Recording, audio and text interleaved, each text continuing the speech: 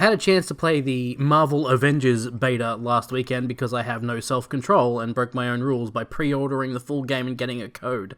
So, for those of you that are much better humans than I am, here are my thoughts on Square Enix's Avengers game before every PS4 owner gets to play it this coming weekend. I'll start by saying that I like the game so far. It's fun, and it feels weird to say this because I've done nothing but dunk on it since the initial reveal.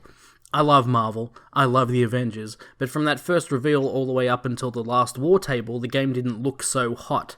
I mean, graphically it looks pretty great, and the story sounds intriguing, but the gameplay itself looked bad. Like, generic and boring, and not at all what I would want from a third-person action game in 2020. However, this isn't a third-person action game, at least not in the typical sense, because this is also one of those kinda MMO but kinda not Destiny Anthem type deals, so the gameplay relies on a lot of the same things those games do. Once you get past the opening mission we've all seen a billion times before, the Cap's dead, wah, but not really because we know he's a playable character at some point in the game, boo-hoo, you get to do another story mission with Hulk and Kamala, which is good because you don't get to play as Kamala in the opening mission, so it's nice of them to include this extra story mission in the beta. Once all of this pesky story is out of the way, though, you're in full-on Destiny mode.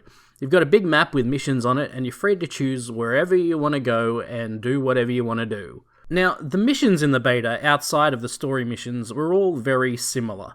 You go to a place, you fight some dudes, smash some stuff or defend some stuff. That's about it. If the missions in the full game all follow this type of formula, it's going to get old very fast. Hopefully the devs are just holding that stuff back for the full game. I did enjoy the story and the boss fights in the beta though, especially the big fight against the Warbot. If there are more big fights like this in the game where I can team up with my friends to fight iconic Marvel villains, then I will keep playing, although this Warbot is very different from the comic one. My biggest surprise with the beta was that the combat feels better to play than it looked like it would. In the beta you can play as Hulk, Ms. Marvel, Black Widow, or Iron Man, and each of these four heroes has their own combos and special moves, as well as your more standard light and heavy attacks. I feel that each character's moveset is unique enough to make it feel like you're really playing as different characters with different skills. The ultimate moves are fucking rad, whether using the Hulkbuster as Iron Man or embiggening Ms. Marvel and knocking the shit out of AIM's puny little minions. These are the highlights for Marvel fans who want to see their favourite heroes do the shit they're known for. And as with any games as a service type game, there's plenty of loot and upgrade options available to the player, and you're not tied into using just the one character.